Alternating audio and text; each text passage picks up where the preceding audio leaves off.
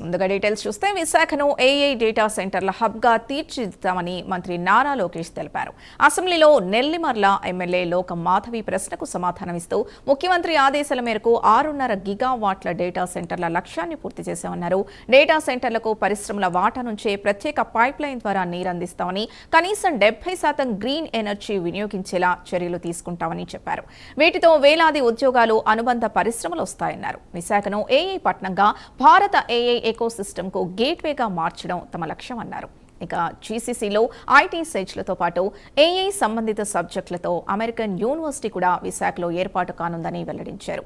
Data సెంటర్లపై జరుగుతున్న దుష్ప్రచారాన్ని ప్రజలు నమ్మవద్దని లోకేష్ కోరారు. పవర్డ్ బై డేటా సెంటర్స్ మన సావరినిటీ కోసం ఇప్పుడున్న జియో పొలిటికల్ ఇష్యూస్ వల్ల భారతదేశంలో మనం data centers on our soil మనం చేపించుకోవాల్సిన బాధ్యత మనందరి పైన ఉంది. అధ్యక్ష, ఇక్కడ ఒక విషయం అధ్యక్ష, ఇది ఎందుకో నేను చాలా ఇంపార్టెంట్ ఇష్యూ అంటున్నానంటే 1995లో గౌరవ ముఖ్యమంత్రి చంద్రబాబు నాయుడు గారు ఆనాడు అందరం ఐటీ నేర్చుకోవాలి, సెక్రటేరియట్లో కూడా కంప్యూటరైజేషన్ రావాలని పిలిపించారు అధ్యక్ష. కంప్యూటరైజేషన్ ప్రక్రియలో ఒక ఎంప్లాయీ చనిపోయారు అధ్యక్ష. అంటే పనిచేస్తూ, అదేమి కంప్యూటర్ వల్ల చనిపోయింది కాదు, అక్కడ పనిచేస్తున్నారు కానీ గుండెపోటు వచ్చింది, పాపం చనిపోయారు అధ్యక్ష. అప్పుడున్న ప్రతిపక్షంలో ఉన్న వాళ్ళు ఏమన్నారంటే కంప్యూటర్ రేడియేషన్ ఇస్తుంది, ఆ రేడియేషన్ వల్ల ఈ ఎంప్లాయీ చనిపోయారని ఆనాటి ప్రతిపక్షంలో ఉన్న వాళ్ళు ఆరోపణలు చేస్తాం జరిగింది అధ్యక్ష. కానీ అదే కానీ ఇన్నుంటే ఆ రోజు ఆ మాట కానీ ఇన్నుంటే హైదరాబాద్ ఈ రోజు ఈ స్థాయికి వచ్చేది కాదు అధ్యక్ష. With all due respect everyone, data centre is also like that. ఈరోజు గోదావరి నుంచి నార్మల్ ఇయర్ 5 years యావరేజ్గా తీసుకుంటే సుమారుగా 3000 TMCలు బే ఆఫ్ బెంగాల్లోకి వృధా అవుతుంది అధ్యక్ష. ఈ రోజు మనం చేసేది ఏంటంటే మొత్తం డేటా సెంటర్ ఎకోసిస్టమ్ మెచ్యూర్ అయ్యి 6.5 gigawatts కెపాసిటీకి వస్తే సుమారుగా 3 TMC based on current technology అవసరం పడుతుంది. నేను పాలో ఆల్టోలో ఇంటెల్ ఏర్పాటు చేసిన డేటా సెంటర్కి వెళ్ళి చూశాను. అక్కడ మొత్తం ఎయిర్ కూల్ టెక్నాలజీ వాడుతున్నారు, not water cool technology. So technologies కూడా చాలా ఫాస్ట్గా ర్యాపిడ్గా ఎమర్జ్ అవుతున్నాయి, కొత్త టెక్నాలజీలు వస్తున్నాయి. వాటర్ వినియోగం కూడా తగ్గించుకుంటున్నారు, ఎనర్జీ అవసరాలు కూడా కంప్యూట్ కెపాసిటీకి తగ్గించే టెక్నాలజీ ఈరోజు వస్తుంది అధ్యక్ష. అది నంబర్ 1.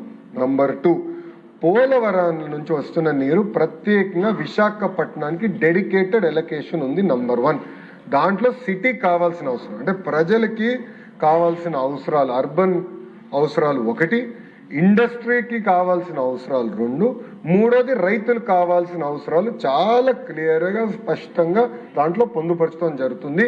ఇండస్ట్రీకి ఇస్తున్న నీరు నుంచే డేటా సెంటర్ నీరు మేము తీసుకుంటాం జరుగుతుంది. 3వది ఇప్పుడే చెప్పినట్లు కూలింగ్ టెక్నాలజీ కూడా మారుతుంది, అడ్వాన్స్ టెక్నాలజీస్ వస్తున్నాయి. దానివల్ల పర్ లీటర్ ఆఫ్ వాటర్కి కూలింగ్కి మెరుగైన టెక్నాలజీ వల్ల అవసరాలు కూడా తగ్గుతున్నాయి. వెస్టర్న్ గ్రిడ్కి ఇండియన్ గ్రిడ్కి చాలా తేడా ఉంది అధ్యక్ష.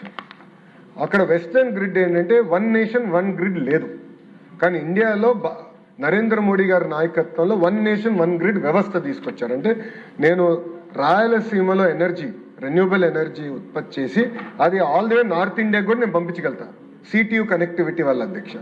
సో ఈ రోజు మేము చాలా స్పష్టంగా డేటా సెంటర్స్ మేము చెప్పింది ఏంటంటే minimum 70% of the energy should be green energy, అంటే solar, wind, pump storage projects ద్వారా వస్తున్న ఎనర్జీ వాళ్ళు వినియోగించాలని మేము చెప్పాం అధ్యక్ష. దానికి కావాల్సింది కూడా ప్రత్యేకంగా అధ్యక్ష వాళ్ళకి డిస్ట్రిబ్యూషన్ లైసెన్స్ కూడా బహుశా భారతదేశంలో ఏ రాష్ట్రం చేయలేదు అధ్యక్ష. గౌరవ మంత్రి గారి నాయకత్వంలో, గొట్టిపాటి రవి గారి నాయకత్వంలో అధ్యక్ష ప్రత్యేకంగా డిస్ట్రిబ్యూషన్ లైసెన్స్ కూడా మేము ఇచ్చాం అధ్యక్ష for this particular purpose. So energy విషయంలో ఎలాంటి ఎన్హాన్స్మెంట్ ఉండదు.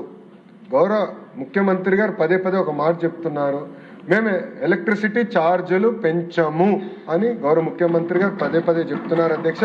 పెంచడం కాదు కదా, ఈ సంవత్సరం మంత్రి గారు పర్యవేక్షణలో అధ్యక్ష 13 పైసలు కరెంటు ఛార్జీలు తగ్గించిన ఘనత మన ఎన్డీఏ ప్రభుత్వం ఉంది.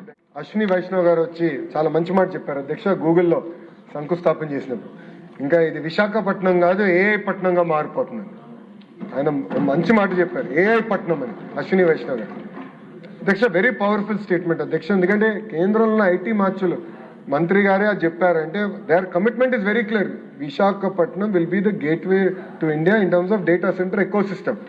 దాంతోపాటు ఏంటంటే ఒక ఏఐ సిటీ వల్ల వచ్చేయగల ఈరోజు అనేక మంది రియల్ ఎస్టేట్ డెవలపర్స్ కూడా ముందరికి వచ్చి ఎస్ మేము ప్రత్యేకంగా ఐటీ సెస్లు ఏర్పాటు చేస్తాం, జీసీసీలు ఏర్పాటు చేస్తాం చెప్తాం జరుగుతుంది. ఇంతే కాకుండా అధ్యక్ష, అంటే ఆ యూనివర్సిటీ పేరు నేను ఇప్పుడు చెప్పలేను, వచ్చినప్పుడు మీకు అర్థమవుతుంది, ఎందుకంటే ఎన్డీఏలో ఉన్నాను కనుక. నాన్ డిస్క్లోజర్ అగ్రిమెంట్ మేము సైన్ చేసాం అధ్యక్ష. ఒక యూనివర్సిటీ ప్రత్యేకంగా AI related subject, American university Visakhapatnam కేంద్రంగా వాళ్ళు యూనివర్సిటీ కూడా ఏర్పాటు చేయబోతున్నారు. కూడా విశాఖపట్నం ప్రజలు కూడా నేను కోరేది ఏంటంటే దయచేసి అపోహలు మీరు నమ్మద్దండి, దుష్ప్రచారం నమ్మద్దండి. ఒక పట్టుదలతో ఒక కమిట్మెంట్తో మేము అందరం పనిచేస్తున్నాం. దయచేసి అందరూ అర్థం చేసుకోవాల్సింది, మారుతున్న జియోపొలిటికల్ సినారియోలో డేటా సెంటర్ అనేది మన సావరెన్ సాయిల్ పైన ఉండాల్సిన అవసరం చాలా చాలా ఉంది.